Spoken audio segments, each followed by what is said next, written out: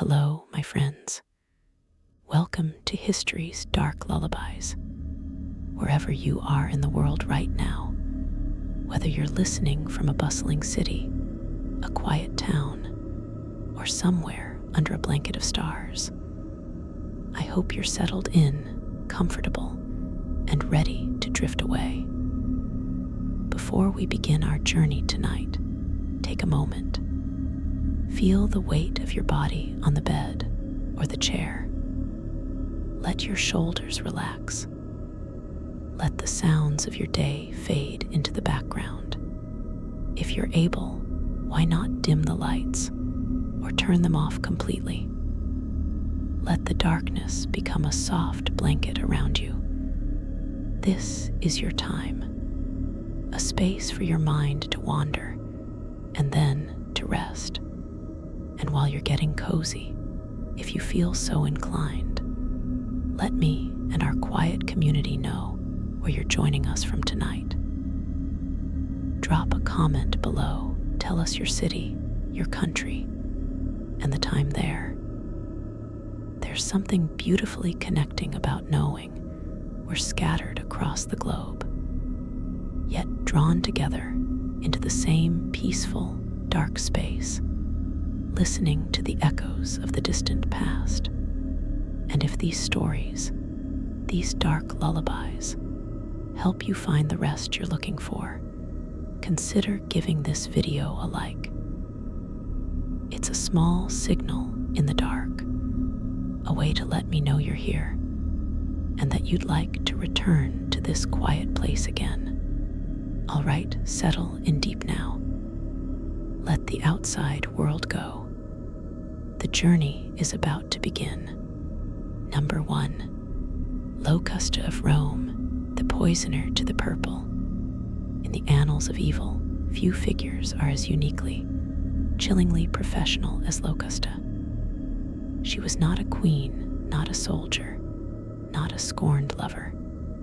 She was a specialist, a craftswoman. Her medium was death, and her clients were the most powerful family in the ancient world, the Julio-Claudian dynasty of Rome. In an era where political ascent was often a ladder of corpses, Locusta was the discreet artisan who provided the rungs.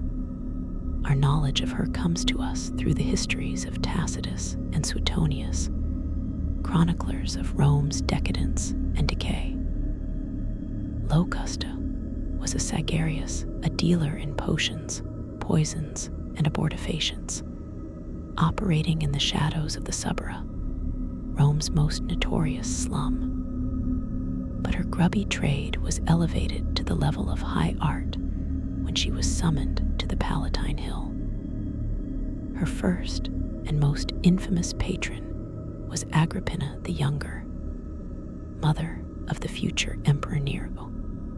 Agrippina's husband, the Emperor Claudius, stood between her son and the throne. He needed to be removed. But this was no simple stabbing in a dark alley. It was a state assassination that needed to appear natural. Locusta provided the tool, a poison, likely a sophisticated concoction involving aconite monkshood, or perhaps a toxic mushroom, administered in a dish of Claudius's favorite mushrooms. The initial dose failed to kill him, only making him violently ill. In a scene of grotesque farce, Agrippina, furious at the amateurism, had Locusta flogged and demanded a more potent brew. The second dose was delivered by Claudius's own physician, Xenophon, under the pretext of helping him vomit, a poisoned feather thrust down the emperor's throat. It worked. With Nero now emperor, Locusta's services were retained. She became, in effect, the imperial toxicologist. Her next great commission was the murder of Nero's younger stepbrother, Britannicus, the rightful heir of Claudius's blood. Britannicus was well guarded, his food and drink tasted by a pregustator. Locusta's challenge was to create a poison that was both fast-acting and undetectable to taster. She devised a potion so swift it was said to kill in a moment. It was administered in a cup of wine at a palace dinner. Britannicus drank, collapsed, and died within minutes, convulsing at the very feet of Nero's guests. Locusta was not only pardoned for her past crimes, but rewarded with estates, students, and imperial protection. She was a state-sponsored serial killer. Her body count, including an emperor, a prince, and an untold number of lesser political nuisances, all eliminated with the cold efficiency of a master pharmacist. The horror of Locusta is her chilling normalization of evil. She was not driven by passion, madness, or ideology, but by professional pride and profit. She treated murder as a technical problem to be solved: dosage, delivery, symptomatology, discretion. Her laboratory was a kitchen of death, and her patron was the Roman state itself. She represents the ultimate bureaucratization of homicide, where killing becomes a service industry for the powerful. Her lullaby is the quiet grind of a pestle in a mortar, mixing nightshade and hemlock, the soft hiss of a poison being poured into an amphora of Falernian wine, and the satisfied, silent nod from the shadows of the palace as another obstacle to absolute power convulses and dies. A melody of murder made mundane, efficient, and state-approved. Number 2, the legend of Zhang Xianzhang, the Yellow Tiger, and the Sichuan massacres. We travel now from the polished marble of Rome to the war-torn, famine-ravaged landscape of 17th century China at the violent twilight of the Ming Dynasty. Here, amidst the chaos of peasant rebellions and Manchu invasion, arose a figure whose legend is one of almost apocalyptic brutality. Zhang Xianzhang, the self-proclaimed great king of the West. He was not a discreet poisoner in shadows, but a force of nature armed with armies. A man whose purported crimes are so vast they blur the line between mass warfare and serial genocide, earning him the nickname Yellow Tiger for his ferocity and his reputed madness. Zhang was a rebel leader who carved out a brief, terrifying kingdom in the fertile province of Sichuan. Historical accounts, particularly the Ming-era chronicle Ming-Shi, are filled with horrific tales that may blend fact with anti-rebel propaganda. But the consistent portrait is of a personality steeped in paranoia and theatrical cruelty. His reign was a performance of terror. He is said to have erected a famous stone tablet with the inscription, "Heaven brings forth innumerable things to nourish man. Man has nothing with which to recompense heaven. Kill, kill, kill, kill, kill, kill, kill."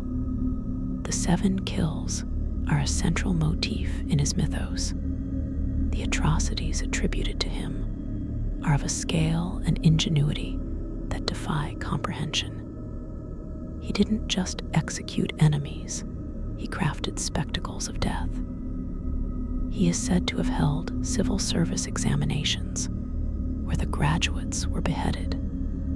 He supposedly invented the heavenly kill, hanging, the fragrant killing, burying alive up to the neck, and decapitating the exposed head, and the strip killing, flaying victims alive. One of the most infamous legends involves the amputation of women's feet. He is said to have collected the tiny, bound feet of slain women into piles, creating macabre pyramids or even a miniature mountain as a trophy of his conquest. The historical reality is complex. Sichuan was devastated by years of war, famine, and plague between rebels, Ming loyalists, and the invading Manchus, and the death toll was catastrophic, with or without Zhang. But his legend endures as the personification of that chaos. He represents the serial killer elevated to the scale of a sovereign, for whom an entire province became his hunting ground and its people his prey. His killings were not for political consolidation like Locusta, but seemed driven by a nihilistic philosophy, a belief that creation itself was an imbalance that only endless destruction could rectify. The horror of Zhang Xianzhang is the horror of the abyss gazing back, armed with an army. His lullaby is not a subtle sound, but a cacophony, the roar of a mob, the collective scream of a massacred city, the wet, rhythmic thud of countless heads falling into pits, and beneath it all, the mad, whispered chant of Shah, Shah, Shah, kill, kill, kill, a mantra of annihilation that sought to drown out the very sound of life itself. Echoing across the blood-soaked Sichuan basin as a dark testament to the human capacity for boundless, systematized cruelty. I hope you're still comfortable, my friends, drifting in that perfect space between listening and dreaming. To all of you who have shared where you're joining us from, thank you. It's a profound thought to imagine us connected across time zones and continents, each in our own pool of darkness, exploring these ancient shadows together. If you're new here and finding a moment of peace, remember to dim those lights. Let the screen's glow fade. Let this voice be the only point of focus in the dark. And now, we continue our silent procession through history's gallery of predators. We have met the imperial poisoner and the rebel king of slaughter. Now, we travel to a world of myth and marble, and then to the fog-shrouded streets of a medieval city, where the monster is not a king or a courtier, but a phantom in the alleyways. Number 3, the Beast of Greece, the legend of Procrustes. Before history was strictly written, it was told in stories that served as warnings. Our next figure dwells in that hazy borderland between myth and a possible, horrific reality. He is not found in royal chronicles, but in the heroic saga of Theseus, on the road from Trozen to Athens. He is Procrustes, whose name means the stretcher, also known as Polypemon, the harmful one. He was not a serial killer in the modern statistical sense, but the archetype of the methodical, ritualistic murderer. He represents a primal fear, the killer who doesn't just take your life, but forces you to conform to his own monstrous ideal before he does. Procrustes owned a simple house by the side of the sacred way, a welcome sight for weary travelers. He would offer them legendary hospitality, a warm meal, a bath, and most enticingly, a bed for the night.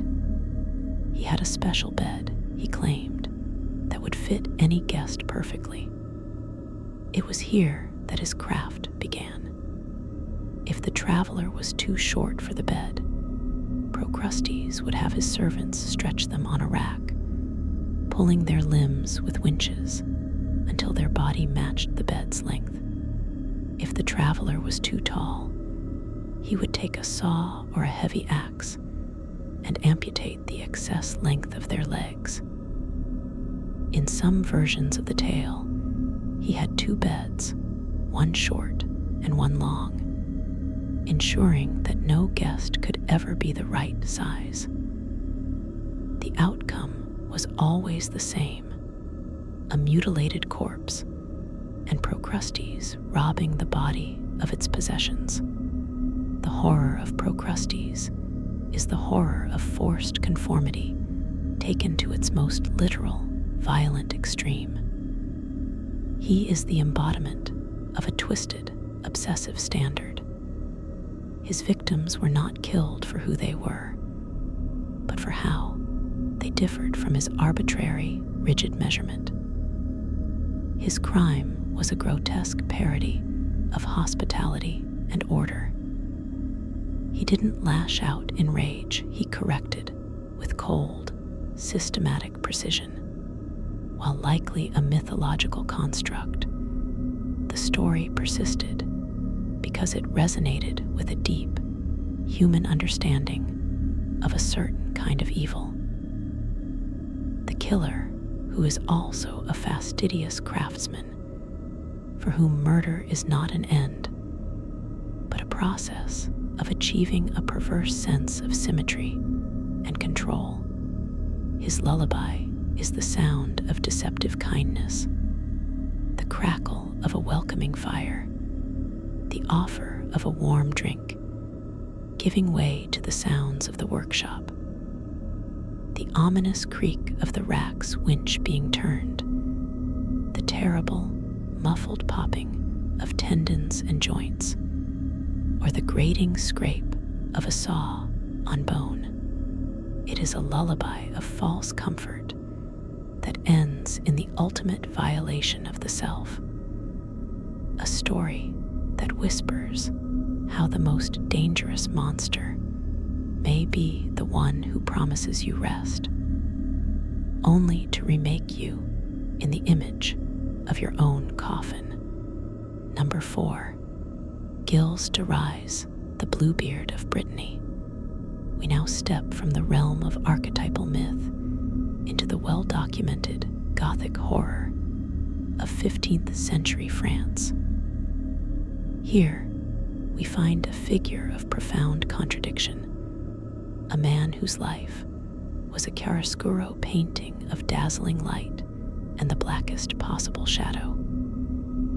He was Gilles de Rais, Baron, Marshal of France, war hero, and companion in arms to Joan of Arc.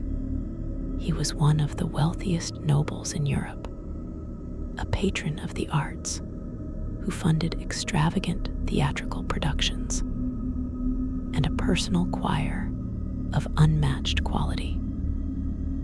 And according to his subsequent confession and trial, he was also one of history's most prolific and sadistic serial killers. After the death of Joan of Arc and his retirement from military life, Gilles retreated to his vast estates in the French countryside, particularly the gloomy castle of Tiffauges. Here, surrounded by sycophants and occultists, his darkest compulsions took root.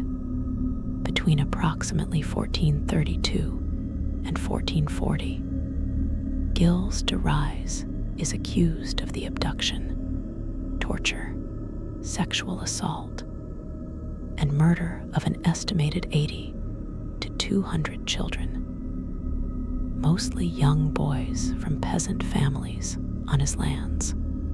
The details that emerged from his trial are the stuff of medieval nightmare. He did not kill quickly. He reveled in the process. He would lure children to his castle with promises of work, food, or trinkets.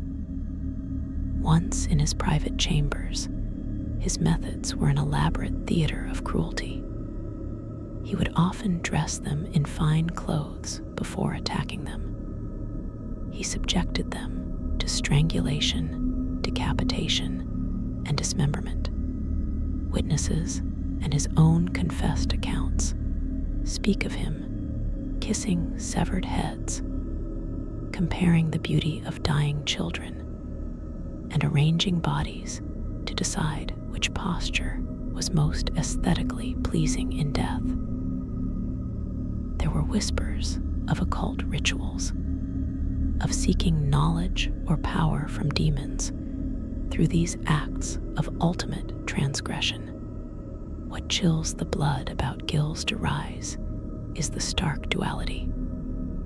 This was not a feral beast in the woods. He was a cultured aristocrat, a man who had stood beside a saint on the battlefield.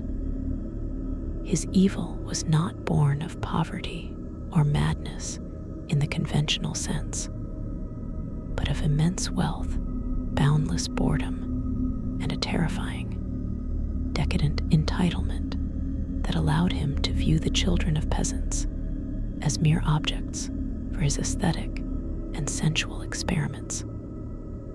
His killings were a hobby of the ultra-privileged, a secret art practiced behind the stone walls of his castles, while his choir sang sacred music in the chapel below. He was finally brought down not by peasant revolt, but by an ecclesiastical court, after he recklessly violated the sanctuary of a church during a dispute. The lullaby of Gilles de Rais is a dissonant symphony. It is the soaring, beautiful chant of his renowned choir echoing through the vaulted halls of Tiffudges, masking the muffled cries from the upper chambers. It is the rustle of expensive silk as he admires a terrified child dressed for a final, cruel pageant. It is the soft, final sigh after a strangulation, followed by the contemplative silence of an artist considering his work. It is the sound of absolute corruption, where unimaginable cruelty wears the face of nobility, culture, and piety. A dark lullaby that reminds us that the most profound evil often resides not in the brutal and the poor, but in the gilded cages of boundless power and utter, soul-crushing ennui. So rest now, let these ancient echoes fade. You are safe in the quiet present. The darkness around you is gentle and holds no such terrors.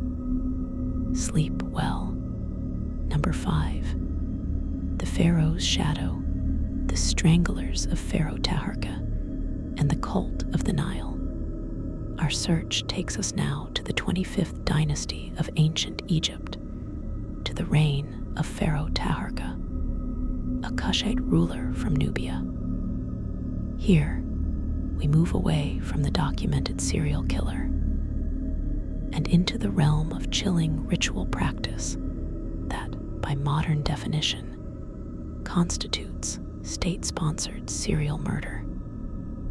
This is not the work of a lone madman, but a sacred function. From the writings of the Greek historian Diodorus Siculus, we learn of a grim tradition associated with the burial of certain powerful pharaohs. According to Diodorus, when a great pharaoh like Taharka died, it was believed he would require a retinue of servants, guards, and intimates in the afterlife. But this retinue was not made of Shabti figurines alone. The practice, he claims, involved the selection of the pharaoh's most loyal palace guards, often his Medjay warriors, and his favored servants. These individuals, who had lived in the shadow of the God King, were not simply expected to volunteer for death. They were honored by being chosen, and then they were strangled. The act was ritualized, sanitized, and sanctified. It was not a violent murder in the heat of passion, but a calm, systematic sending. One by one, these loyal subjects would be led into a sealed chamber or to the edge of the royal tomb. There, priests or other officials would perform the rite, often using a sacred cord or a linen garrote.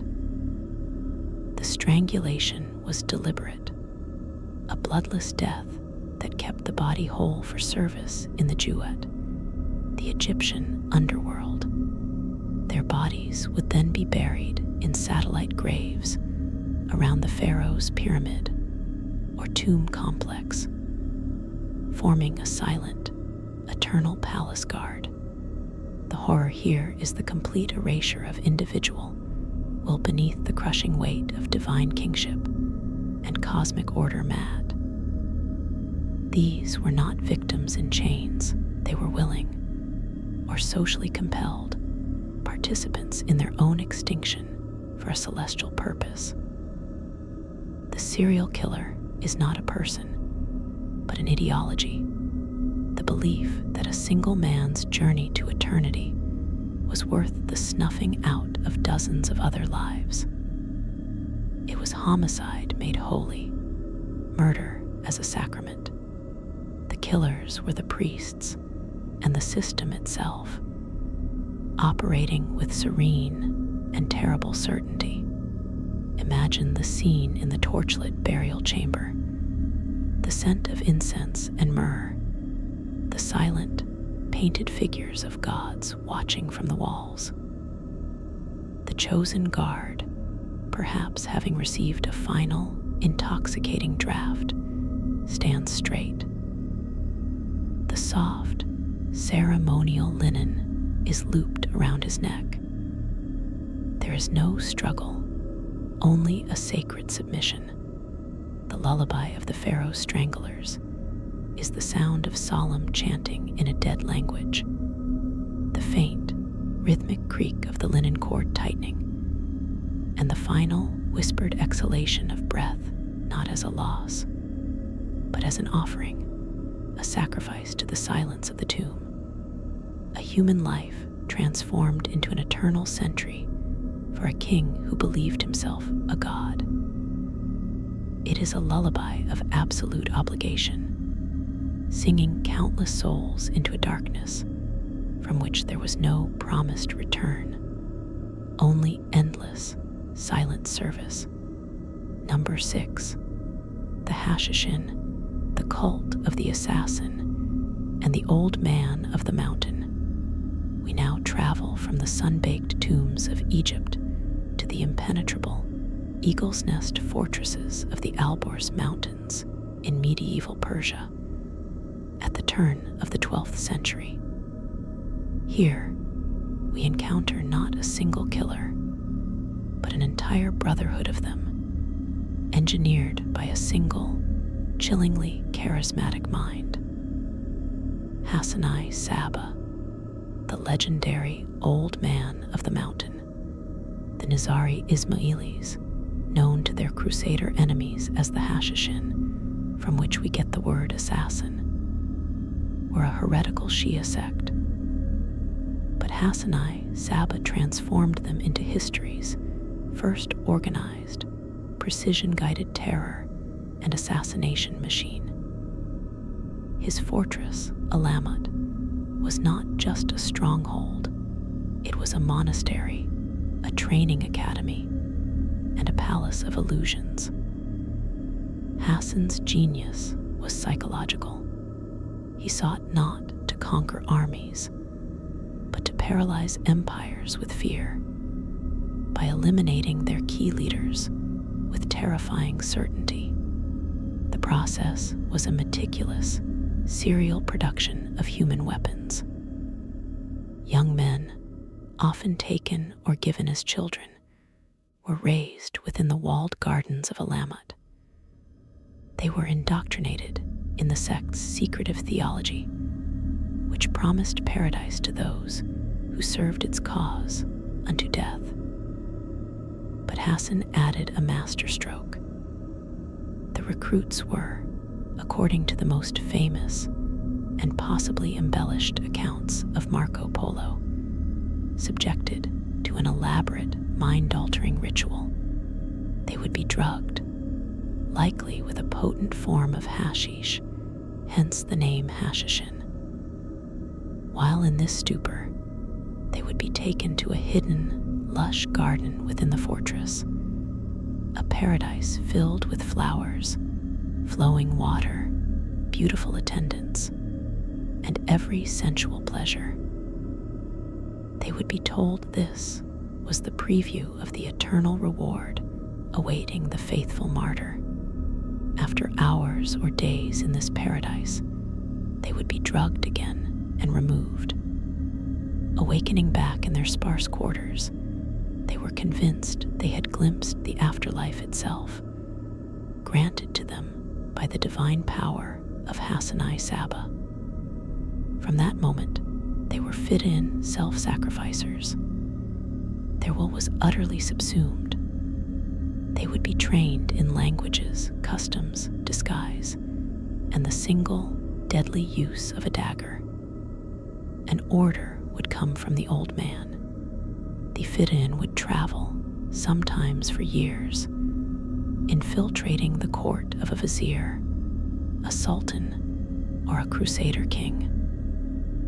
Then, in broad daylight, in the most public and secure of places, they would strike, plunging their dagger into the target with no regard for their own escape. Death was guaranteed and welcomed as a ticket back to the garden. The horror of the hashishin is the horror of the manufactured fanatic. Hassanai Saba was a serial killer on an industrial scale, but his victims were twofold: the powerful men he had murdered across the Middle East, and the souls of his own followers, which he systematically erased and reprogrammed. He didn't just kill, he crafted killers, serializing the very process of creating a human weapon designed for a single, spectacular act of murder-suicide. He turned faith into a weapon and paradise into a psychological trap. The lullaby of Alamut is a dissonant one. It is the sound of whispered theological secrets in a stone cell, the distant, enchanting music from the secret garden drifting on the mountain air, and the sharp, final shink of a dagger finding its mark in a crowded mosque or palace, followed not by cries of panic, but by the assassin's serene, smiling acceptance of the blades that will cut him down, a sound that heralded not just a death, but the terrifying success of a master puppeteer who had learned to turn living men into utterly devoted, smiling missiles of death. It is the lullaby of ideology weaponized, a melody that sings not of sleep, but of an awakened, unwavering march into martyrdom. Number 7, the plague bringer of Lion, the case of the Rimpend, the terror. Our setting is not a palace or a fortress, but a place of suffering itself. Lyon, France, in the grim, God-fearing year of 1538. The Black Death is a living memory, a nightmare that creeps back in cycles. In such times, people see signs in everything, and into this atmosphere of paranoia and pious dread stepped a figure who should have been a solace. A hospitalier, a lay brother who worked among the sick and the dying at the Hotel Dieu, the city's great hospital. His name is lost, history only by the deed that damned him. The Rimpend, the Terror or Ripper, the story recorded in municipal archives and chronicles, is this.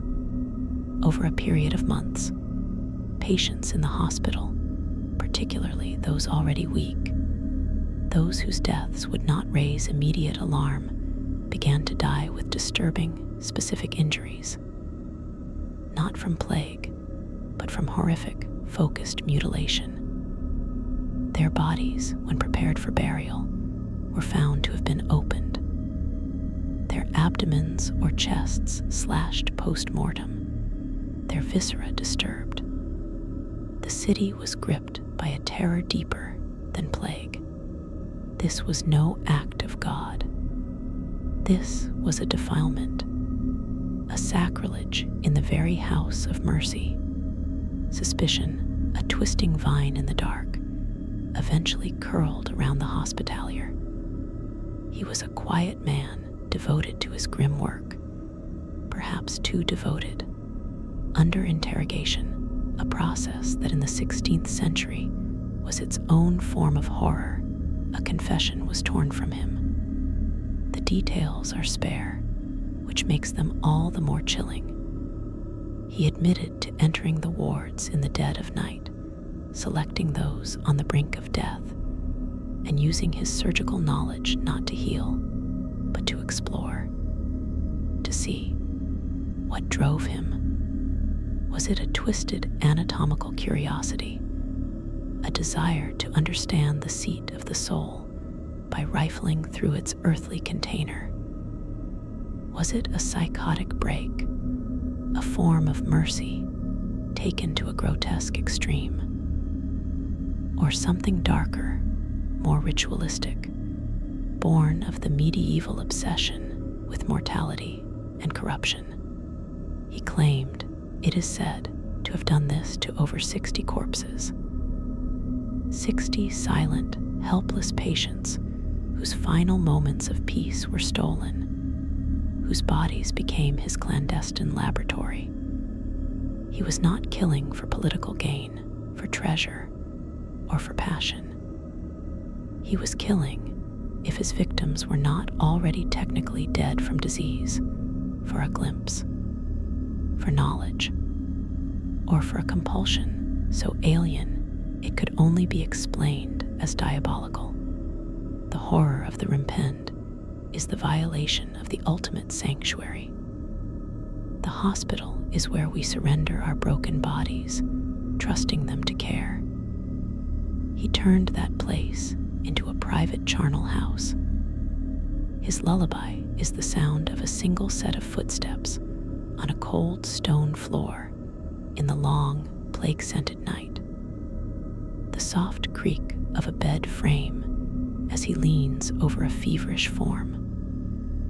The barely perceptible slice of a lancet in the dark, not to bleed, but to peer, and the silent, secret observation that follows a man alone with the hidden machinery of life, turning the sacred duty of care into a serialized, surgical sacrilege. It is a whisper that says the monster is not always at the door. Sometimes he is the one holding the candle at your bedside, his compassion a mask for a bottomless, inquisitive hunger. Number 8, the monk of Montreal, the confessor's predation. We travel now from the hospital to the confessional, to the sun-drenched island of Sicily in the late 16th century, to the glorious Norman Cathedral of Montreal, its walls shimmering with golden mosaics of Christ Pantocrator. Beneath this splendor, in the shadowy wooden booth where souls were bared to find absolution, a different kind of communion took place. The records of the Sicilian Inquisition tell of a monk, a respected confessor at the monastery attached to the cathedral. For years, He heard the intimate secrets of the women of the town, their sins, their shames, their fears. He learned their vulnerabilities, the contours of their private lives. And he began to use this sacred knowledge not for salvation, but for predation. His method was a masterpiece of psychological and spiritual manipulation. He would identify a penitent, often a young woman, a troubled wife, someone whose confession revealed a deep anxiety or a fragile moral standing. A few days after her confession, he would appear at her home, not in the public square, but at her private door. His face would be a mask of grave urgency. "Daughter," he would say, his voice low and tremulous with portent. "In your confession, you omitted a grave sin. A sin so dark God has revealed it to me. Your soul is in mortal peril. The devil has a claim on you." The woman, terrified, would beg for guidance. The monk would then prescribe a penitential rite to drive out the demonic influence. But this rite, he would insist, was so secret, so powerful, that it must be performed in absolute privacy and with physical contact. It might involve holy oils applied to bare skin or binding with sacred cords to constrain the demon, or other intimate, violating acts disguised as exorcism. He wielded the fear of hell to coerce sexual submission, turning the sacrament of penance into a serialized ritual of rape. The horror here is the corruption of the most intimate bond of trust in medieval Catholic life. The confessional was the channel to God's mercy. This monk made it a pipeline to his own perversion. He weaponized divine authority and the terror of eternal damnation to serially violate the very souls entrusted to his care. His victims were trapped twice over by his physical acts and by the paralyzing belief that to expose him was to admit to the sin he had invented and to defy God's own intermediary. His lullaby is the sound of a slide of a wooden grate in a confessional, the whisper of sins that should have been safe with God. It is the soft, ominous knock on a private door hours later. The tremulous, sacred Latin phrases twisted into a script for violation. The stifled sob of a victim who believes her soul's survival depends on her submission to this holy terror.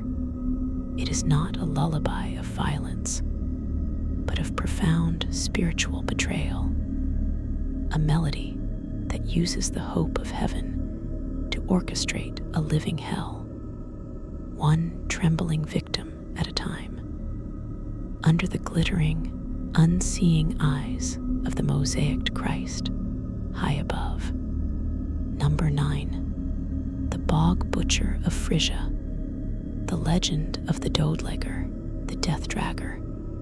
We journey now to the mistbound, salt marsh coasts of medieval Frisia, a land of sodden peat, wandering fogs, and isolated turf mounds where villages huddled like shipwreck survivors. Here, in the 13th or 14th century, folklore and fragmented court records whisper of a figure known only as the Dodlegger.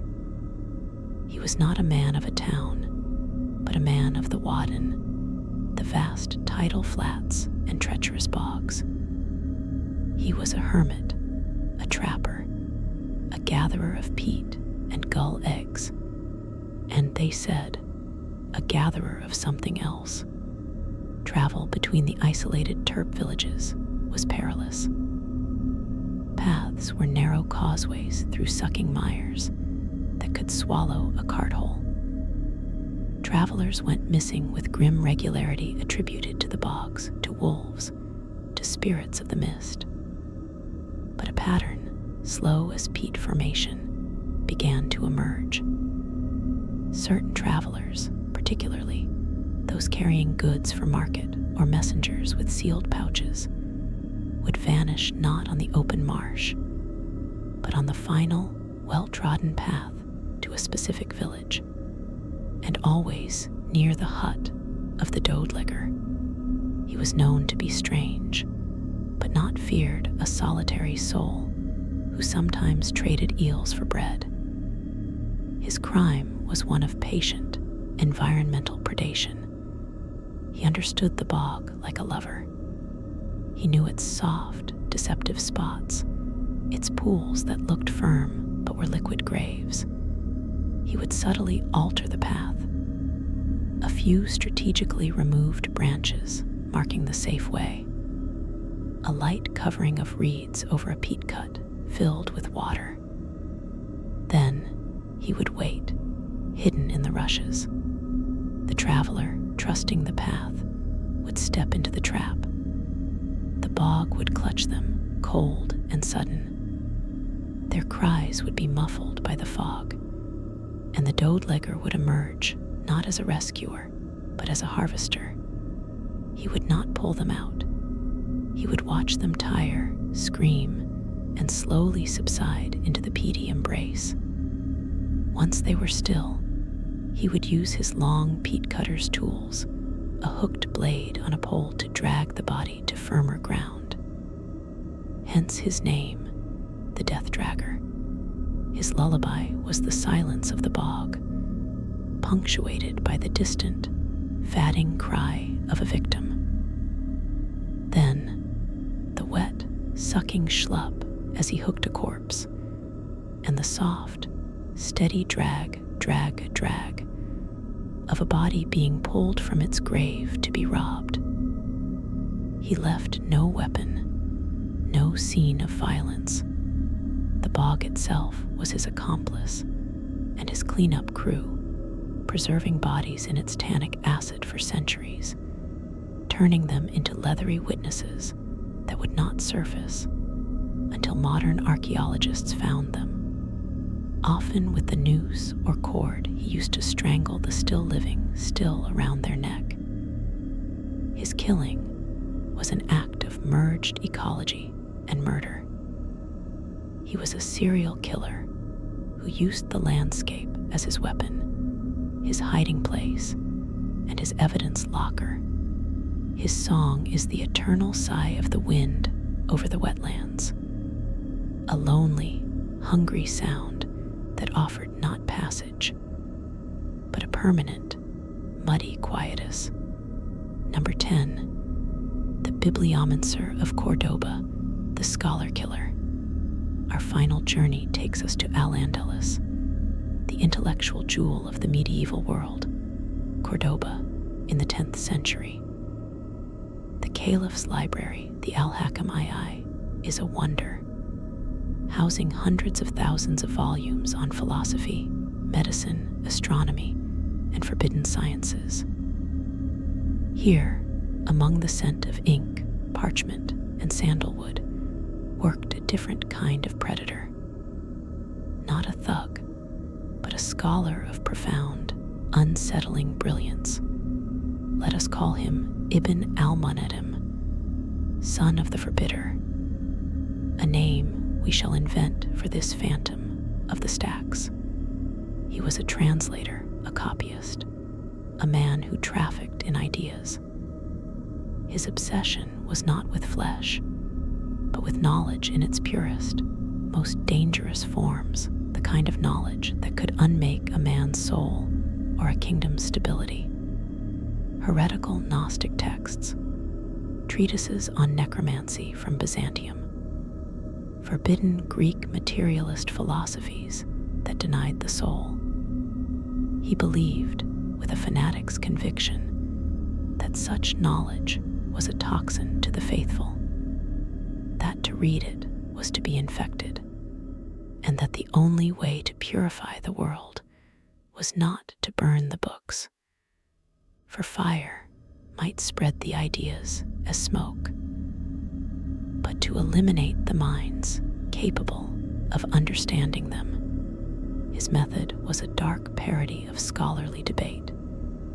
He would identify other intellectuals, young, curious theologians, visiting Persian astronomers, Jewish physicians delving into Neoplatonism. He would befriend them, share a meal, discuss geometry. Then, subtly, he would offer a taste of the forbidden. A copied page from a blasphemous text, left seemingly by accident. A whispered rumor of a hidden manuscript. He would gauge their reaction. Did their eyes light with curiosity, with hunger? If they took the bait, he would ensnare them. He would arrange a private meeting to discuss the text, deep within the labyrinthine library at night. There, amid the towering shelves, the discussion would turn. He would argue not to convince, but to condemn, accusing the other of heresy, of corruption. And then, in the absolute silence of the book-lined cell, he would enact his verdict. He used tools of the scriptorium, a heavy lead inkwell to stun, the sharpened edge of a bronze ruler, or a length of strong silk cord used for binding folios. The killing was quiet, precise, almost ritualistic. He would then use his unparalleled knowledge of the library's catacombs to hide the body, bricking it up in a disused archway, weighting it, and sinking it in a cistern beneath the foundation, leaving the victim to be catalogued among the lost scrolls. His lullaby was the rustle of vellum, the scratch of a quill. It was the sound of a compelling, heretical argument made in a hushed, thrilling tone. And then, the sudden, dull thud of an inkpot against a temple, the brief, choked gasp swallowed by the immense, indifferent silence of a million unread books. His victims didn't just die, they were censored, removed from the great text of humanity for daring to read the wrong paragraph. He was a serial killer whose motive was a warped form of intellectual purity, a bibliographic extermination. His song is the sound of a turning page that becomes a death warrant, a whisper of enlightenment that ends in the absolute, final silence of the tomb-sealed archive. Number 11. The werewolf of the Rhine, the ferryman of Kroppenstadt. Forget the fairy tale beast. Our setting is the 15th century Holy Roman Empire, along the dark, forest-choked stretches of the Rhine River. Here, between the isolated village of Kroppenstadt and the nearest market town, the river was the only highway, and the only way across was a lone ferry, a leaky punt pulled along a rope by a man named Hartwin. He was a hulking, silent figure, missing 2 fingers on his left hand, with eyes the color of the river under a winter sky. To the villagers, he was a necessary evil, his price high, his manner surly. But he was the ferryman. You paid his toll. The disappearances began in the autumn fogs. A swineherd taking 2 prized pigs to market. A peddler with a pack full of needles and ribbons. A young monk traveling to a distant monastery. They would pay Hartwin his coin, step onto his punt in the gray dawn, and never be seen on the other side. The river was deep, the currents treacherous. It was assumed they had fallen in, their goods and bodies swept away. Grief, but but not suspicion. But the toll taker in the market town, a meticulous man, noticed a pattern.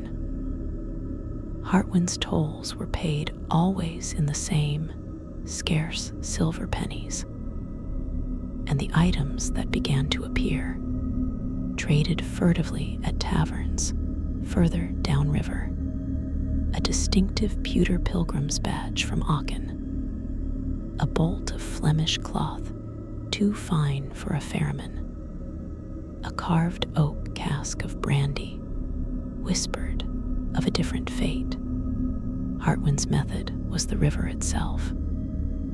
He knew a place mid-channel where the current formed a deep, spinning pool beneath an overhanging willow, invisible from either bank. As the punt reached this silent, swirling vortex, he would ask his passenger, as if in afterthought, to check the tow rope on the upstream side. As they leaned over, peering into the murky water, he would strike, not with a blade, which could slip and be lost, but with a short, lead-weighted cudgel kept hidden in the bilge. A single, brutal strike to the back of the skull. The body would convulse and tumble into the waiting pool, which would catch it, spin it, and pull it under, snagging it on submerged roots far below. The current did the rest, erasing all evidence within days. He would then ferry the goods, not to the obvious market, but miles downriver, selling them in fragments over months. His lullaby was the rhythmic creak of the wooden pulley on the tow rope, the lap of black water against the punt, and the sudden, wet crack that was swallowed instantly by the river's murmur. Then, the soft, final gulp of the pool as it accepted his offering. He was a serial killer who used geography as his accomplice. He didn't haunt the woods, he was the crossing. His evil was a toll paid in flesh, his violence as regular and unseen as the current. His song is the eternal, patient flow of dark water, a melody that promises passage, but delivers only a cold, silent embrace in the deep. Number 12. The Sichuan well poisoner, the drought merchant. We travel now to a famine-stricken province in Ming Dynasty China, not in a time of war, but in a time of biblical drought. The earth is cracked like a dragon's skin, the crops are dust, and water is worth more than jade. In one desperate district, there was a man named Old Feng. He was not a farmer, but a merchant and a minor local bureaucrat.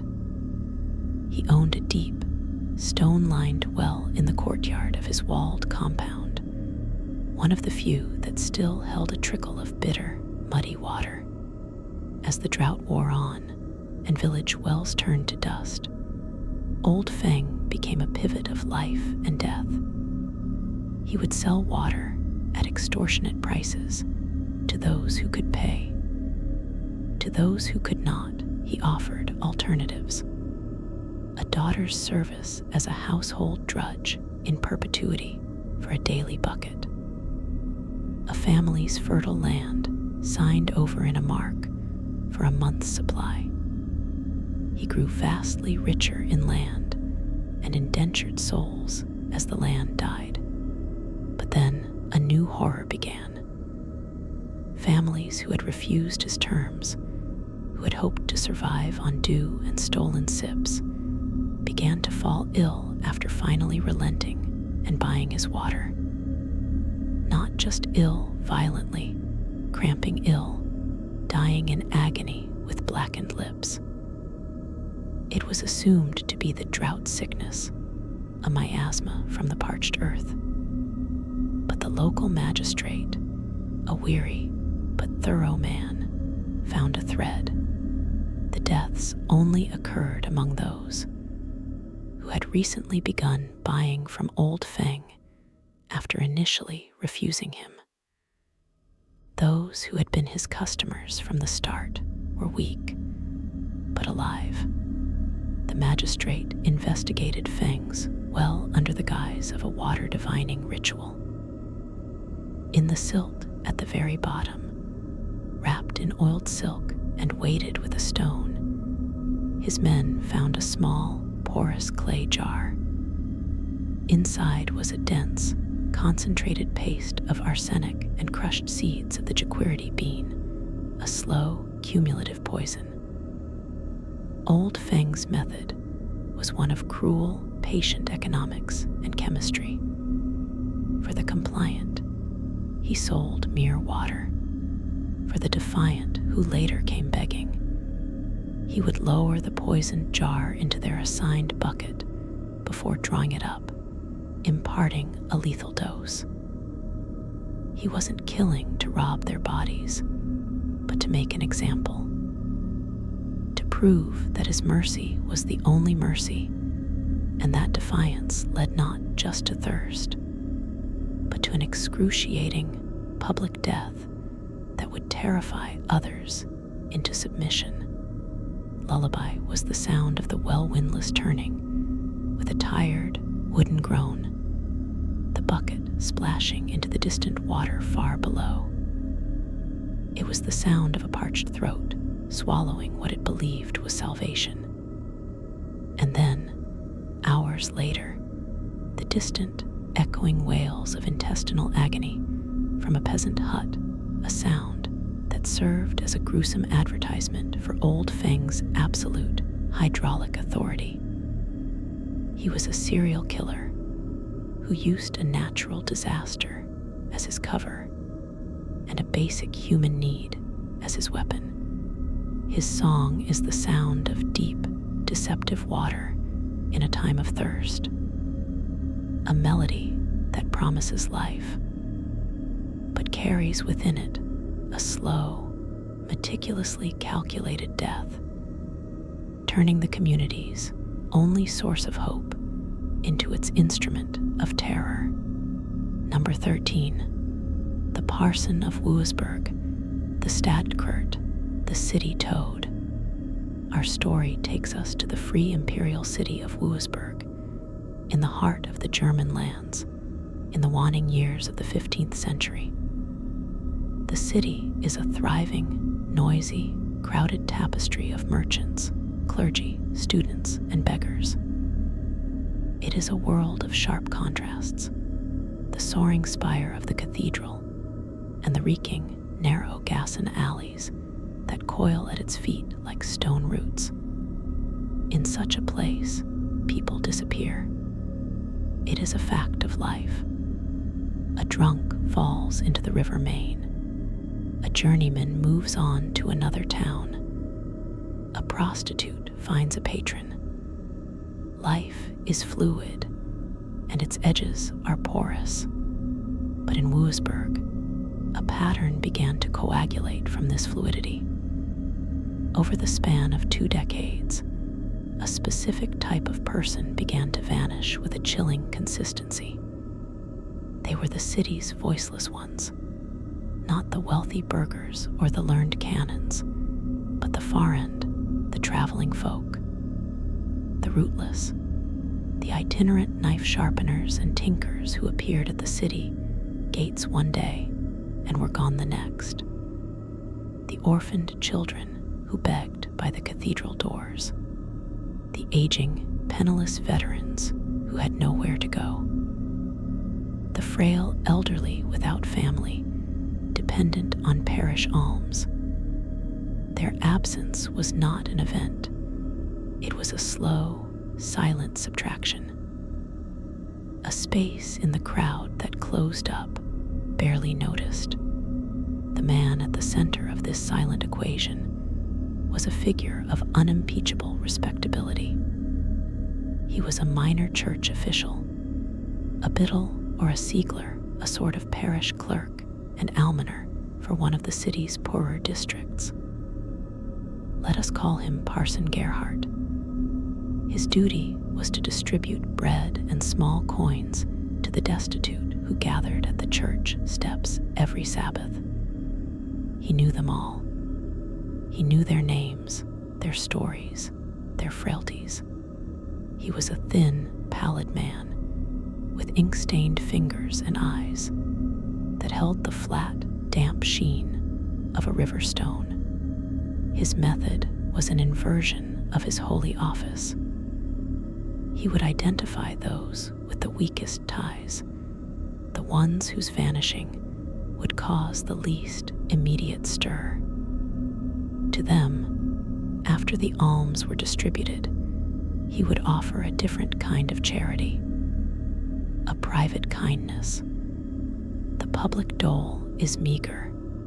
He would murmur, his voice a confidential rustle. Come to the sacristy after vespers. There is a better loaf, a warmer cloak, and they would come. The sacristy was a small, windowless room off the chilly church, smelling of old wax, damp stone, and mildew. He would be waiting. There would be a loaf, yes, and a cup of cheap, strong wine. And as the destitute soul ate, grateful and unsuspecting, Parson Gerhardt would move behind them, perhaps to fetch the promised cloak from a chest. From that chest, he would not draw wool, but a heavy, lead-filled collectansterk, a collecting bag on a long handle, used to gather offerings from pews beyond the priest's reach. In one swift, practiced motion, he would loop the strap around the neck from behind, place the foot against the small of the back, and pull. The supplicant would die there on the stone floor, choking silently between the chest of vestments and the wall, their final sight the embroidered back of a Lenten chasuble. The body was the problem, and here his other official capacity served him. As a parish clerk, he had keys to the church cellar, where old relics were stored in disused crypts, keys to the forgotten ossuary beneath the charnel house. In the dead of night, he would drag or carry the slight, emaciated body through the labyrinthine undercroft of the church and seal it away behind centuries-old brickwork, or pile it among the anonymous bones of past plague victims. He was not just a murderer. He was a silent curator of the dead, filing his victims away in the city's own skeletal archives. He was finally undone not by a missed victim, but by a persistent stench. A new canon, fussy and sensitive to smells, complained of a foul odor in a remote corner of the crypt. When masons were called to investigate, they broke into a walled-up alcove and found not one, but a dozen or more partially mummified corpses, stacked like cordwood. Parson Gerhardt, when confronted, confessed without emotion, as if reading a mundane inventory. He could not give a reason. Not rage, not lust, not greed. Perhaps it was the ultimate exercise of his power, over who received alms, and over who simply ceased to be. He was the city toad, squatting in its sacred stone heart, consuming the forgotten flies of the urban world. His story is not one of dramatic violence, but of a slow, administrative evil, a bureaucratic removal of human beings, conducted with the cold efficiency of a parish ledger and the eternal silence of a consecrated vault. Number 14, the Blood Countess, Elizabeth Bathory de Etched. We step now from the shadowy sacristy into the candlelit grandeur of a Renaissance castle, and from historical obscurity into a legend so dark it has seeped into the very bedrock of folklore. This story is woven from trial transcripts, whispered testimonies, and 4 centuries of horrified fascination. Our figure is Countess Elizabeth Bathory, born in 1560 into one of the most powerful Protestant families of the Kingdom of Hungary. She was a woman of her time and station, brilliant, educated, formidable, and married to the equally formidable Ferenc Nadesti, the Black Hero of Hungary, a warrior who spent much of his life on the frontier battling the Ottomans. Elizabeth managed his vast estates with a steel will. She was also, by many accounts, deeply obsessed with her own status, her lineage, and her fading beauty. The stories begin after her husband's death in 1604, when she was left with immense wealth and absolute authority over her castles, most famously Chachtis in modern-day Slovakia. It is here, in this remote, mountainous fortress, that the whispers from the servants' halls and the terrified confessions of her maids coalesced into a narrative of such sustained, inventive cruelty it defies belief. The core accusation, repeated by over 300 witnesses at her eventual trial, was this: the Countess, fearing the advance of age and the loss of her beauty, believed she had discovered a tonic, a restorative, not an herbal paste or a cosmetic, but the blood of virginal young women. She believed bathing in it, washing her face with it, would preserve her youth. To satisfy this need, a machinery of horror was established. Her closest confidants, her nurse, Alona Joe, her manservant, Janos Udvari, and others became procurers and accomplices. They would lure peasant girls from the surrounding villages to the castle with promises of work as maidservants. Once inside, they entered a world of gilded torture. The cruelty was not merely utilitarian, a quick slit of the throat to collect blood. It was prolonged, creative, and sadistic.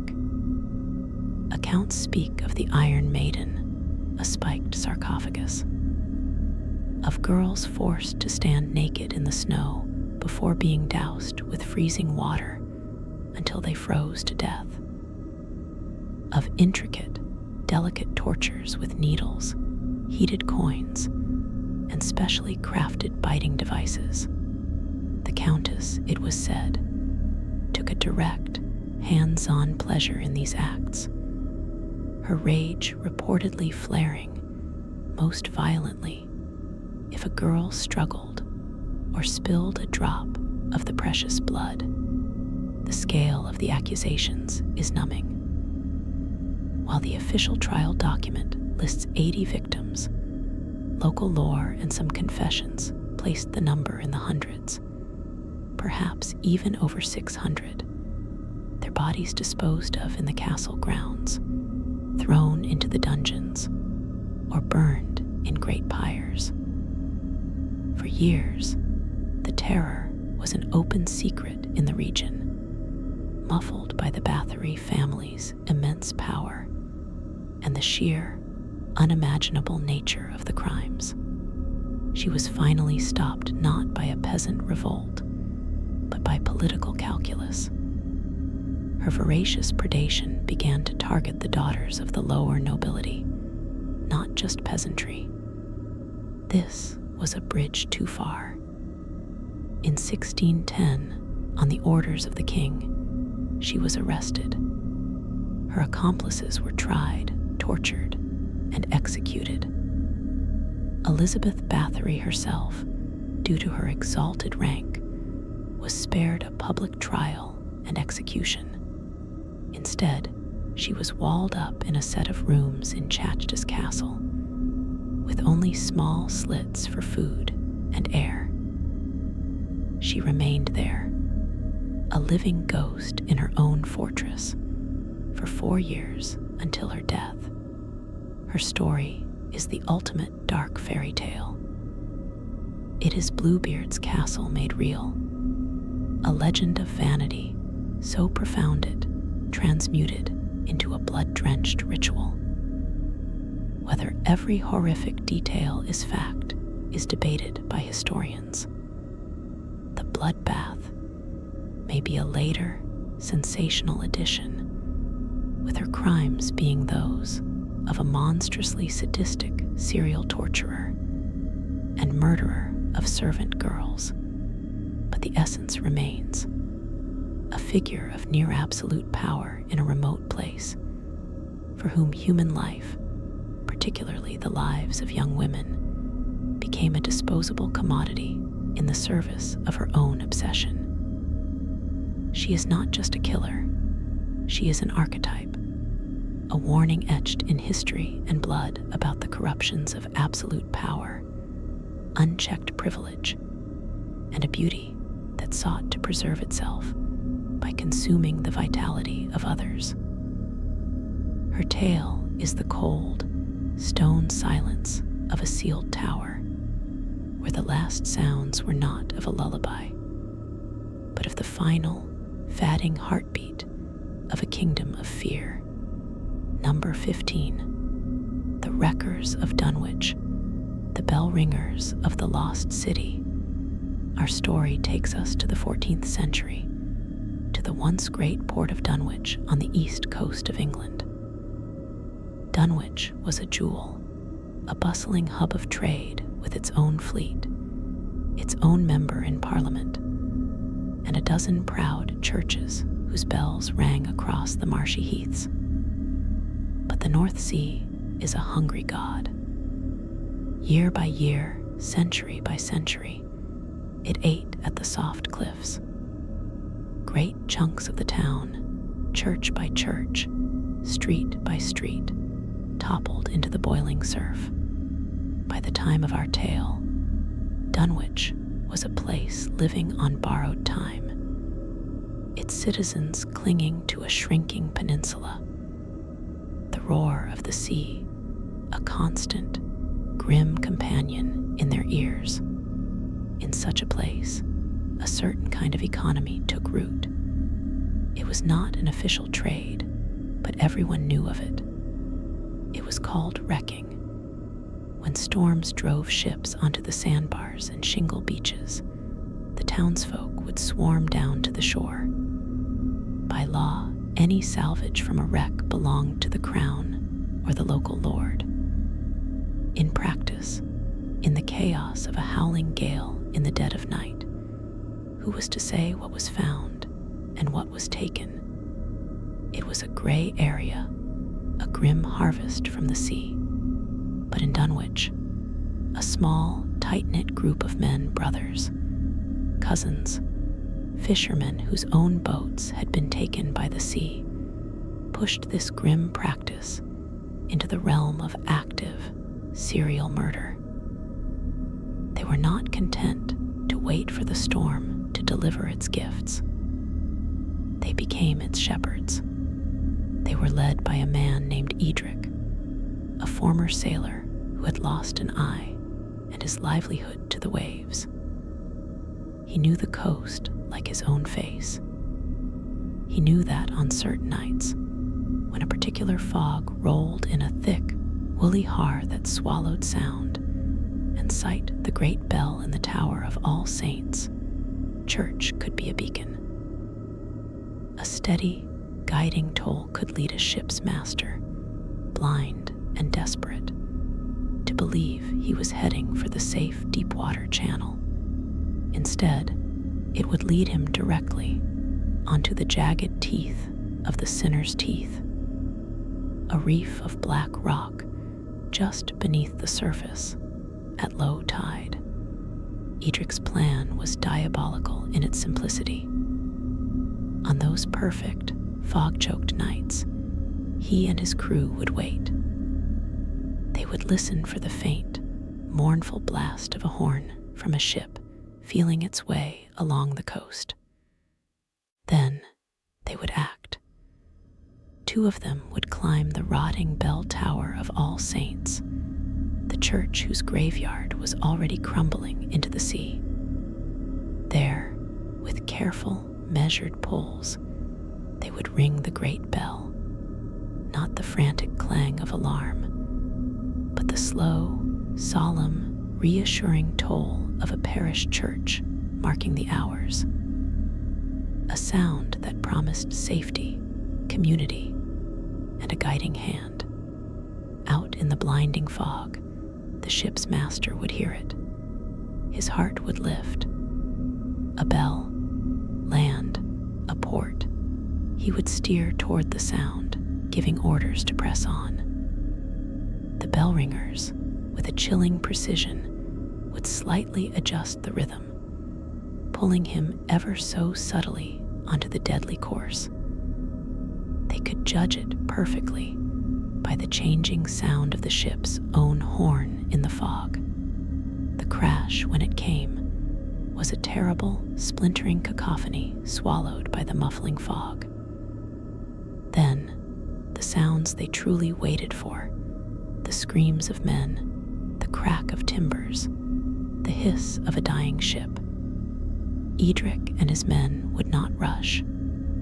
They would wait for the sea to do its first work of breaking the ship and drowning most of the crew. Then, like crabs scuttling across the shingle, they would descend. They worked with efficient cruelty. Any survivor clinging to the wreckage, any sailor washed ashore gasping and broken, was not rescued. A boot heel to the temple, a knife in the dark, a weight tied to an ankle. The witnesses had to vanish. Only then would the real collection begin. Barrels of wine, bolts of Flemish cloth, coins from strongboxes pried from the captain's cabin. For years, this was their ritual. The bell tolled not for prayers, but for predation. The people of Dunwich heard the crashes, of course. They found the flotsam. They whispered about Edric's luck.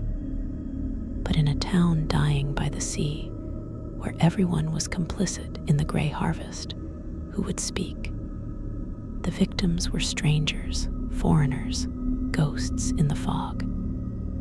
Their deaths were just more driftwood for the fire.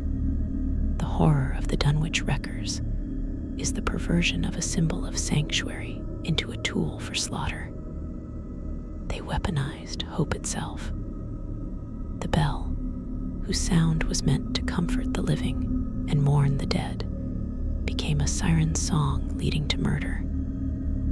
Their story is the sound of that bell, deep, resonant, holy, cutting through the thick, salty fog, and the terrible, wet silence that followed its last echo, broken only by the soft, greedy whispers of men moving among the dead.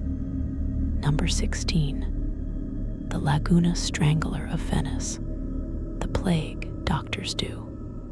We travel from the cold, ravenous North Sea to the warm, stagnant heart of the Venetian lagoon in the year 1631. The plague has returned. La Serenissima is no longer serene. The city is a beautiful, stinking tomb. The canals seem to flow with a thicker, grayer water. The glorious Piazza San Marco is empty, but for the scurrying of rats and the slow, grim procession of corpse collectors. In this atmosphere, where death is a constant public visitor, a private, more selective murderer found perfect camouflage. He was a medico della peste, a plague doctor. In his long, waxed coat, his beaked mask stuffed with herbs and lavender, he was an anonymous, terrifying figure of authority. He moved from quarantined house to pest house, his identity hidden, his purpose grimly accepted. But one such doctor, we shall call him Daughter Rix, saw not a duty in the chaos, but an opportunity. He understood the system, the fear, the isolation, the utter vulnerability of the quarantined. His method was born of the crisis. He would be assigned a casa de mort, a house where infection had been reported. He would enter, the dreaded figure of the beaked mask and the long, probing rod. He would examine the sick, pronounce his diagnoses. But he would take special note of those who were not yet sick, the elderly relative hiding in the attic, the healthy servant locked in with the family, the wealthy merchant who had barricaded himself in his study, terrified but untouched. These were the vulnerable, but not to plague. They were vulnerable to him. A day or two later, he would return after dark. He would not come to the main door, but to a side canal entrance, a Rio Terra. He carried no medicine. He carried a length of fine, strong silk cord, the kind used for expensive drapery. He knew these houses, their layouts, their panic rooms. He would slip inside, a shadow in a city of shadows. His chosen target, already half mad with fear of the disease, would see the plague doctor's mask emerge from the darkness of their own home and would likely freeze, thinking the end had come. Daughter Rixai would not speak. He would move with a swift, clinical purpose. The cord would come out. The strangulation was quick, efficient. A doctor's knowledge of anatomy ensured it. His motive was not mere theft, though he would take a purse, a piece of jewelry. His motive was inheritance. He had, through his position, access to the city's quarantine and death records. He had identified individuals lonely, wealthy, with heirs who were distant, absent, or also dead of plague. He would murder the last remaining heir in a quarantined house. With no one to claim it, the estate, after a period, would fall to the city's coffers, which were managed by officials who could be bribed, or into which a clever man with inside knowledge could find a way to divert funds. He was killing to redirect the flow of wealth in a dying city, using the plague as both his cover and his accomplice. The horror of the Laguna Strangler is the violation of the last shred of trust in a collapsing society.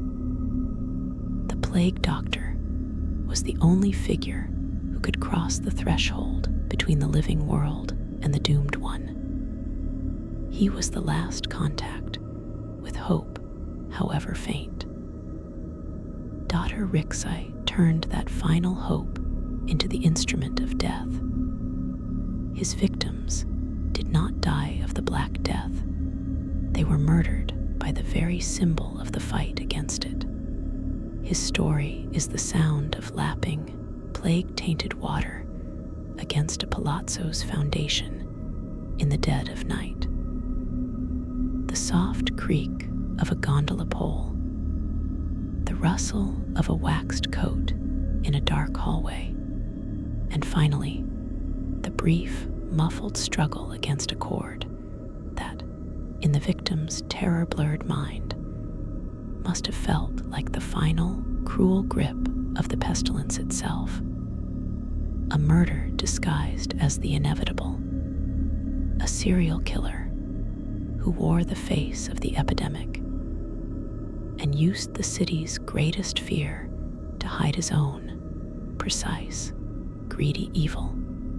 Number 17, the sand-choked oracle of the Taklamakan, the mummy maker of the Silk Road. Our setting is the Taklamakan Desert, the Sea of Death in western China, 1,000 years ago. The Silk Road is not a single road, but a spiderweb of fragile trails skirting this monstrous, shifting basin of sand. Caravans are tiny, brave organisms in a vast, yellow corpse. They travel for weeks between oases. Their only guides the stars at night and the crumbling, sun-bleached bones of camels by day. In this world, water is divinity, and a man who claimed to know where to find it was a prophet, a savior. He was known as Bai, the diviner. He was not a monk or a hermit, but a solitary figure who appeared at the most desolate caravanserais, the ones where the wells were running salty and the hope was running out.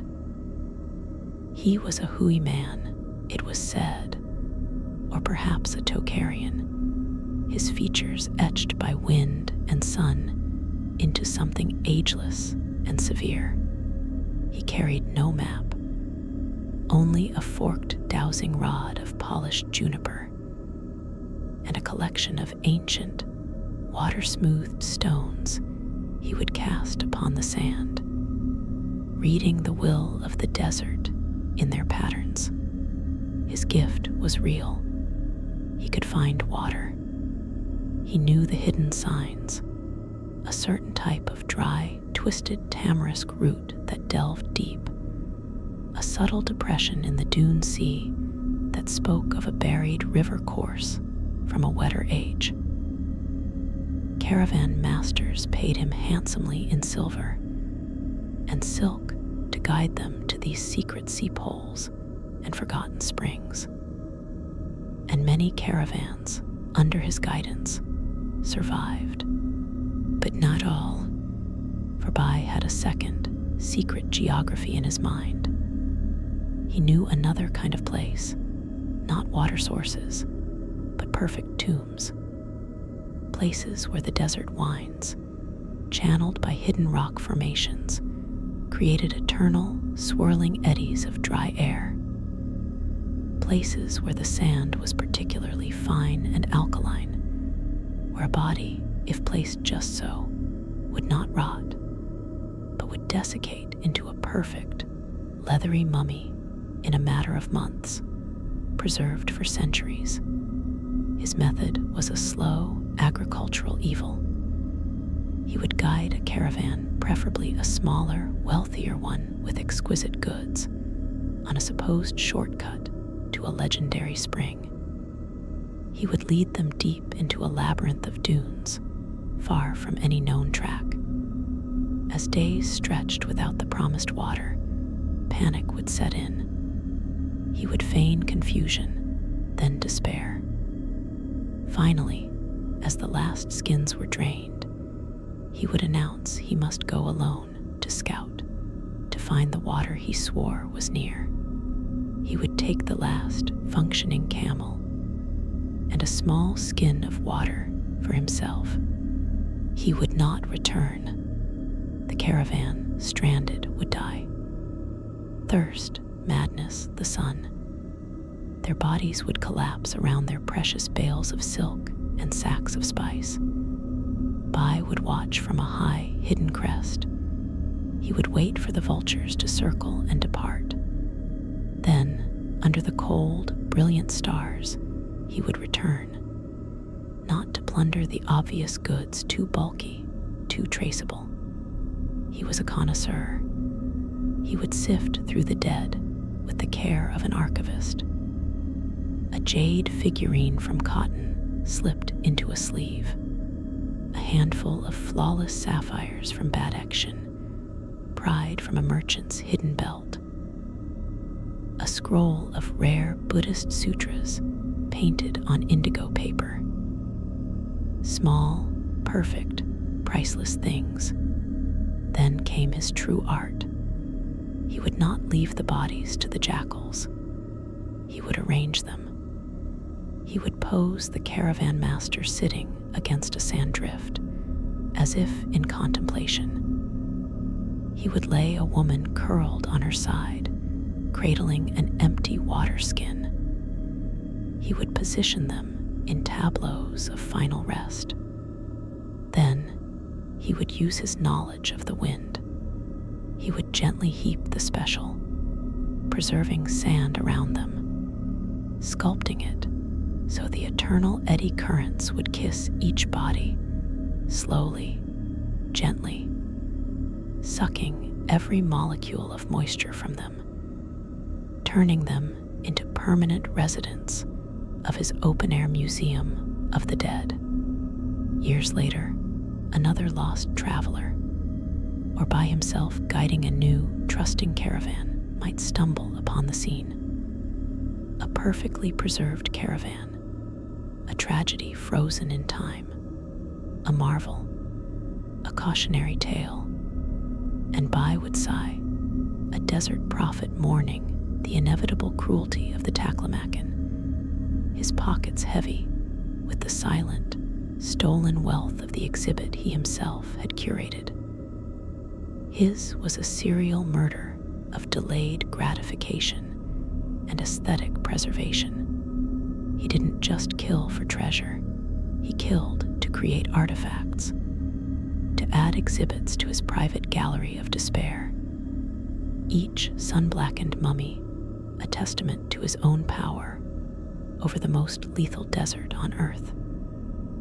His story is the sound of the wind, that ceaseless, sighing wind scouring flesh into leather, and the silent, patient settling of a billion grains of sand, each one a witness to a crime that looked, for all the world, like a simple act of nature. Number 18, the ice mirror killer of the Andes, the Carasuru, the one who takes the frost face, high in the Cordillera Blanca of the Inca Empire, in a remote Ailu community.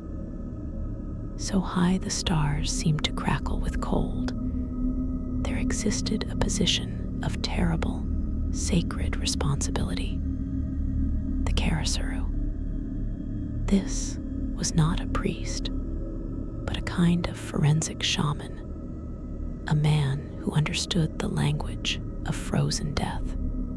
His duty was to tend to the Kapakacha, the children sacrificed on the sacred peaks, to appease the mountain gods and ensure harmony. But his deeper, more secret knowledge was for those who died by the mountain's casual wrath. Avalanche, fall, exposure. When a shepherd or a chasqui runner went missing in the high passes, the Carasuru was summoned. He would ascend where others feared to tread. He could read the ice, a faint discoloration, a peculiar angle of sun on a snowfield, the way the wind scoured a specific cornice. These were his texts.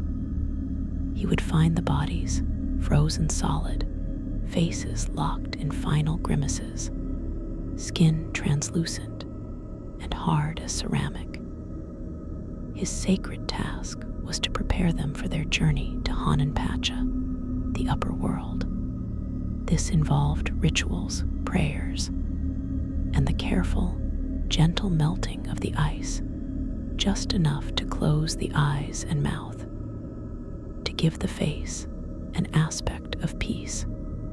But in one generation, in one isolated valley, the Carasuru was a man named Adak, Fox. And Adak discovered a secret. He found that if a body was frozen in a very specific way, if it fell into a certain crevasse where the wind funneled in a perfect, dry stream, the ice would form not in opaque chunks, but in a clear, glassy layer over the face, like a perfect lens. And if the face beneath was contorted in terror or surprise, this ice mirror would capture and magnify that expression with horrific, beautiful clarity. Adok was a man haunted by faces. The serene, doped faces of the Kapakacha children bored him. They were offerings, already gone. But these accidental deaths, they held the raw truth of the mountain's indifference. He became addicted to that truth. He began to not just find these victims, but to create them. His method was the mountain itself. He would identify a solitary traveler, a trader from a lower valley, a young man from a rival Ailu come to court a local girl. Adok would befriend him, offer to guide him on a shorter path across the pass. He knew the hidden crevasses, the unstable snow bridges. A gentle nudge at the precise moment, the crack of snow, a short, echoing cry swallowed by the immense white silence. He would mark the spot. Later, after the storms had done their work, he would return as the dutiful Karasuru, discovering the tragedy. He would retrieve the body, now perfectly frozen in its icy tomb. In his hidden ice cave sanctuary, he would perform his private ritual. He would carefully chip away the surrounding snow, leaving only the magnificent, clear ice mask over the victim's terrified face. He would build a small shelf of ice and prop the head there, angled to catch the faint blue light that filtered through the glacier. He would sit for hours, staring into these frozen mirrors of mortal terror, seeing his own dim reflection superimposed over the victim's final moment. A god contemplating his work. He collected them, dozens of them, a gallery of final seconds preserved in glacial glass. He didn't take their goods, he took their last emotion. He was a serial killer who murdered for a sacrament of empathy, to possess and worship the pure, unadulterated moment of mortal fear. His lullaby was the absolute, deafening silence of the high glacier, broken only by the musical ping of his ice chisel and the sound of his own breath, fogging in the cold as he stared, enraptured, into the frozen, terrified eyes of his latest acquisition. A curator of the moment, where life became a fixed, beautiful, and permanent artifact of ice. Number 19. The steam fitter of Manchester, the hum of the loom. Manchester, England. The 1840s. The world is being remade by the rhythm of the loom and the hiss of the steam engine. The great satanic mills rise like cliffs of brick, their windows glowing infernal orange through the perpetual coal smog night. Inside, the air is a soup of cotton dust and sweat, the noise a deafening, physical assault of clattering shuttles and driving belts. Here, human beings are not citizens. They are components, lubricated by poverty and fed into the machine's maw to produce wealth they will never see. In one such mill, the Atlas Works, there worked a foreman named Silas Rudge. He was a man made of the same iron as the machines he served, tall, gaunt, with a face permanently streaked with black grease, and a voice that had been worn to a gravelly rasp from shouting over the din. His god was efficiency. His scripture was the production ledger. A stopped loom was a sin. A slow worker was a heretic. The Atlas Works operated day and night on 2 shifts. But a curious pattern emerged, a pattern only someone like Silas, who knew the machine's every groan, would notice. every few months, on the transition between the night shift and the day shift, in the pre-dawn gloom when exhaustion was at its peak and supervision at its lowest. One of the large, central drive belts, a monstrous, 10-inch wide loop of leather and hemp that transferred power from the steam engine to a bank of 30 looms, would snap. It was a catastrophic event. The belt, under tremendous tension, would whip out with the force of a cannon shot, a lethal blur of motion in the crowded half-dark. It never failed to find a victim. It would disembowel a piecer by crawling underneath to fix a thread. It would decapitate a doffer girl replacing a full bobbin. The death was always instant, gruesome, and most importantly, unquestionably accidental. A tragic, inevitable cost of industry. The factory inspector would come, sigh, find the owners a paltry sum, and order a new belt fitted. Work would resume after a day of mourning. The dead worker replaced from the teeming, desperate streets before the blood was fully scrubbed from the floorboards. Only Silas Rudge knew the truth. The belts didn't snap. They were persuaded. His tool was not a knife, but a minute, almost surgical act of sabotage. He had studied the belts like a biologist. He knew that a belt's strength lay in its laminations. Using a long, thin awl heated in a candle flame, he would, during his nightly rounds, make a series of tiny, precise punctures in the inner layers of the belt at a point of maximum stress, just beside the driving pulley. He would inject a few drops of a slow-acting acid he concocted from chemicals stolen from the wool-scouring vats. The acid would eat away at the hemp fibers from the inside, weakening them imperceptibly. The belt would run for days, weeks, under normal strain. But he could calculate, almost to the hour, when the cumulative fatigue and the chemical decay would intersect, causing a catastrophic failure at the moment of peak load, which was always during the shift change. Why, not for thrill, not for any personal grudge against the poor souls he murdered. For Silas, it was a dark engineering problem, a perverse equation. The factory owners were obsessed with output, but negligent on maintenance. A new, state-of-the-art belt, which Silas would recommend after each accident, increased efficiency by 5%. 5% more cloth, 5% more profit. The death of a nameless, penniless worker was, in his mind, simply the necessary catalyst to trigger an upgrade. He was optimizing the system, and the system required periodic sacrifice.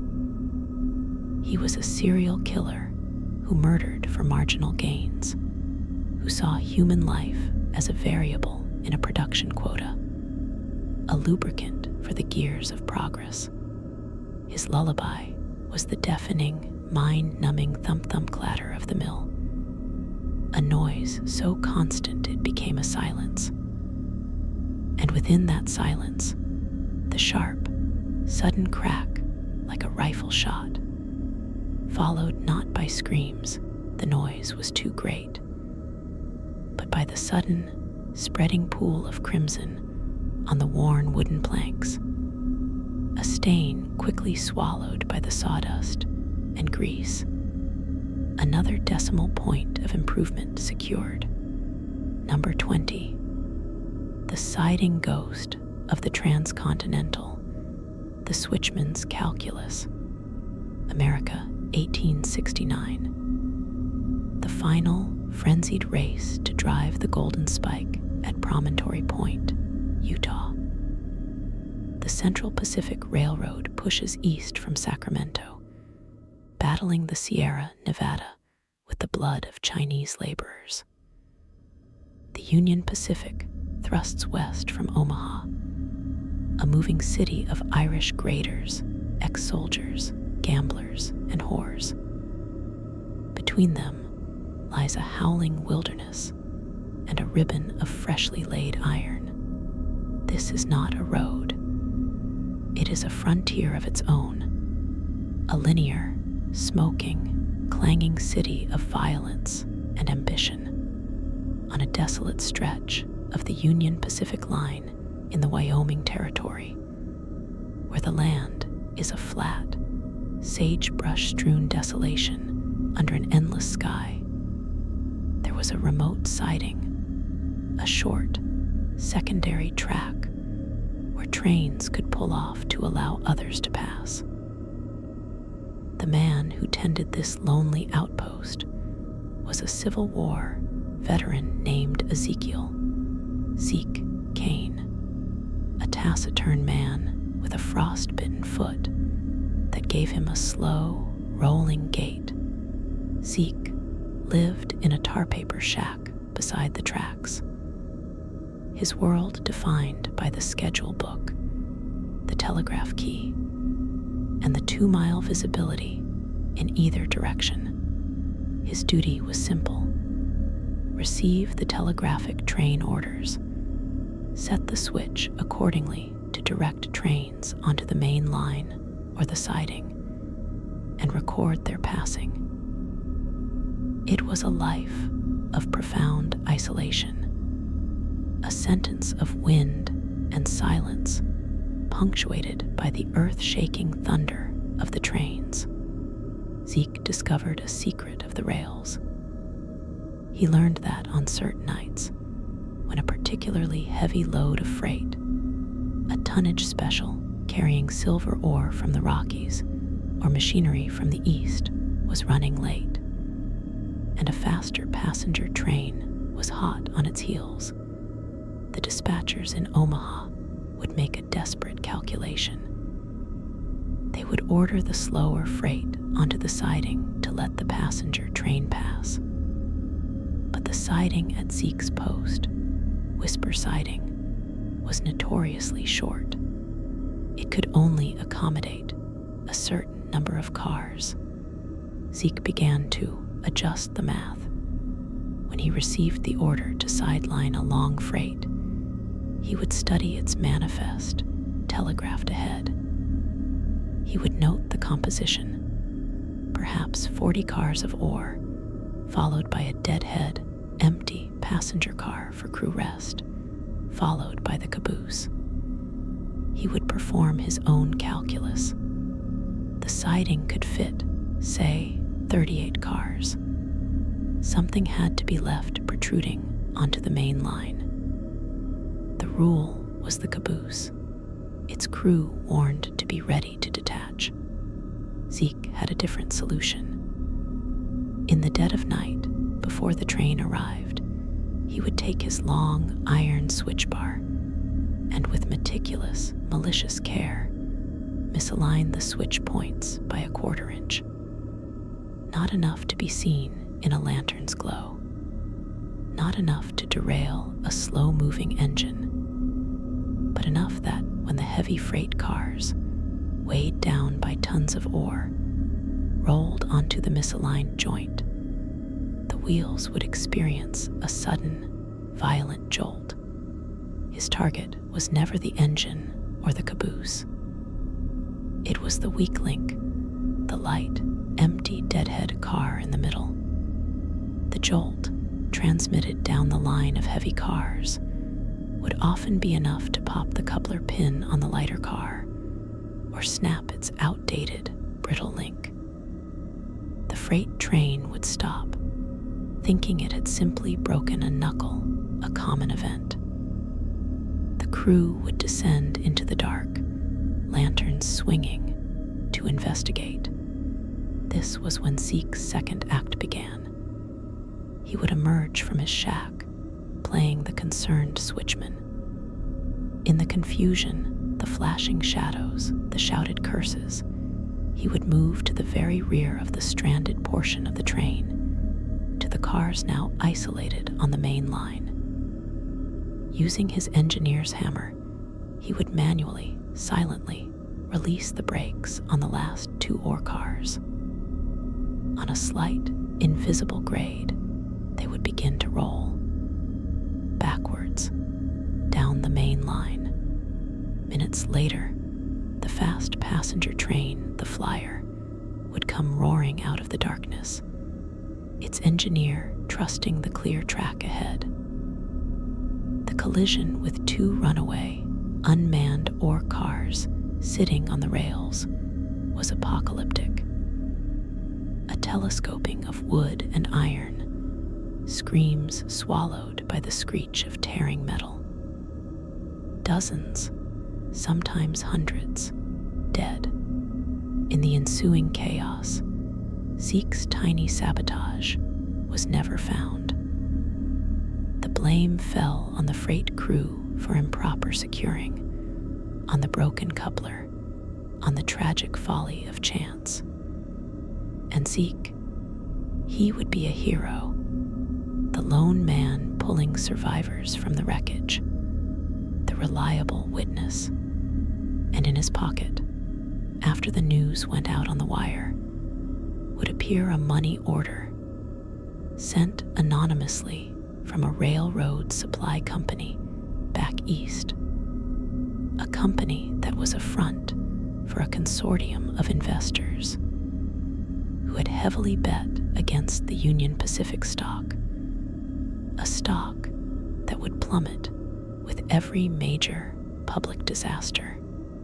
Zeke Kane was a serial killer of the industrial age. His weapon was physics and corporate greed.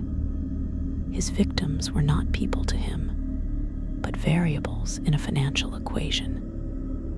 He murdered for market manipulation, creating catastrophic accidents as a short-selling strategy.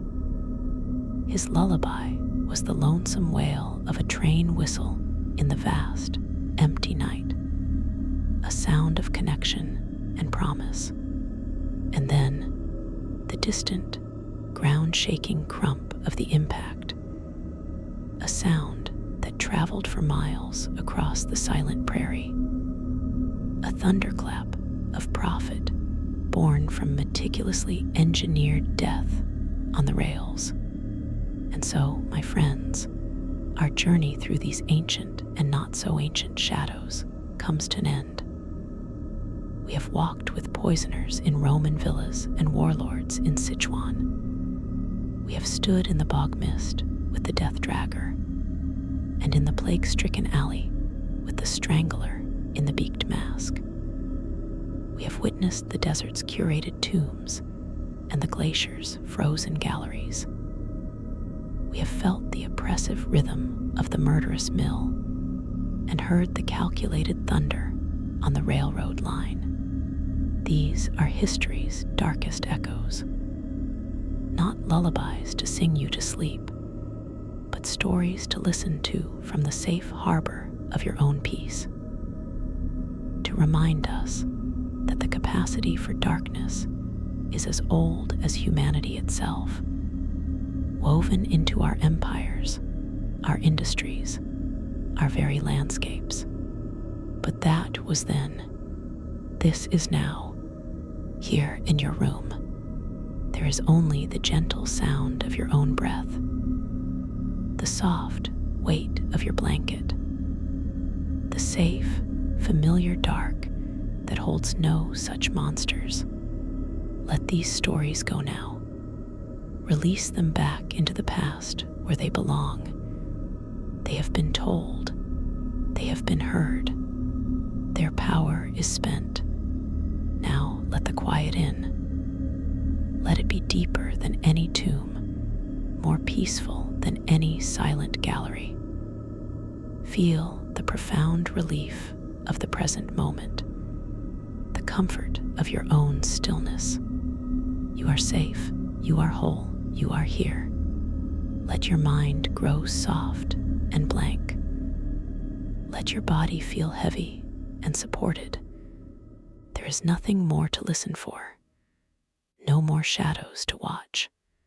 Only rest, deep, deep rest. Sleep now. Good night.